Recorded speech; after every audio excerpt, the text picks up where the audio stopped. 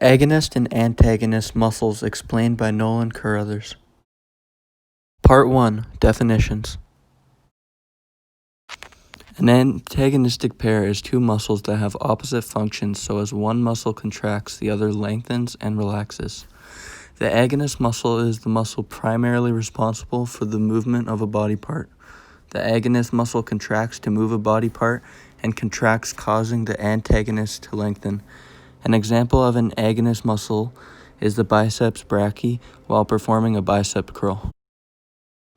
The antagonist muscle is the muscle that counteracts the agonist, lengthening and relaxing when the agonist contracts.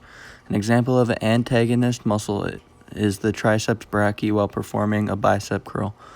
To remember which muscle is the agonist or antagonist, remember, agonist muscle is the muscle in agony, meaning it is tired and is being worked when doing the movement, as it is the muscle primarily doing all the work. Antagonist, like in literature, the villain who goes against the protagonist. Similarly, in anatomy, the antagonist muscle performs the opposite function of the agonist muscle. Part 2. What do they do and how do they work? Since muscles pull on bones, another muscle is required to move the bone in the opposite direction. The muscle of the pair contracts to move the body part, while the other muscle of the pair then contracts to return the body part back to the original position. Part 3. Muscle functions. All muscles have a specific function. These functions vary in the movements they create, but they are all similar in the fact that they all contract to pull a specific part of the body closer to the bone that the muscle attaches to. Some smaller muscles like the sternocleidomastoid have one function, while other larger muscles like the pectoralis major have many functions. For example, the sternocleidomastoid muscle of the neck flexes the head from side to side and rotates it. On the other end, bigger muscles like the pectoralis major have more than one function. Functions of the pectoralis major include internal rotation, flexion, and adduction of the arm. Part 4. Agonist and antagonist muscles produce opposite movements. Now that we know that all muscles have a specific function, we need to remember that all muscles have an opposing muscle that has the opposite function. Two muscles with opposite functions make up an antagonistic pair. Opposite functions means that the two muscles pull a specific body part in opposite movements. Some movements of the body include flexion and extension, dorsiflexion and plantar flexion, elevation and depression, and also eversion and inversion of the ankle. For example, the latissimus dorsi has the function of adducting the arms downwards, where the lateral deltoid has the function of abducting the arms upwards.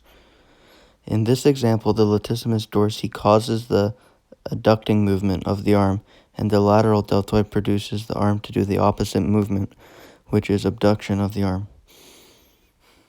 Just remember, each muscle has a specific function which causes a specific movement, and there is always another muscle which has the function of causing the opposite movement of that body part. So if there is a muscle that moves a body part in a certain way, there is always another muscle which moves that body part back into original position. How antagonistic muscles work as stabilizing muscles.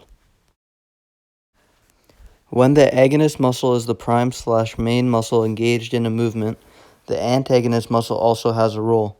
When you stop the movement, or on the eccentric portion of the movement, the antagonist muscle is being worked to bring the muscle back to its original position. For example, when doing a side lateral raise, your deltoid muscle is the agonist muscle and is the muscle activated to abduct your arms and lift the weight. But eventually in the movement, you lift the weight to a certain height and then stop and lower the weight down again so that you can repeat the movement and perform another rep. When stopping and lowering the weight, the latissimus dorsi as the antagonist muscle has a stabilizing role to do this. If the latissimus dorsi wasn't involved as a stabilizing muscle, then your deltoid muscle would keep lifting the weight above your head and the eccentric portion of the movement would have no control.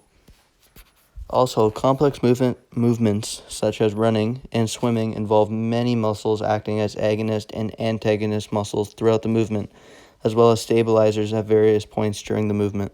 If you want to find out more information on agonist and antagonist muscles and their functions, please go to the websites linked in the description.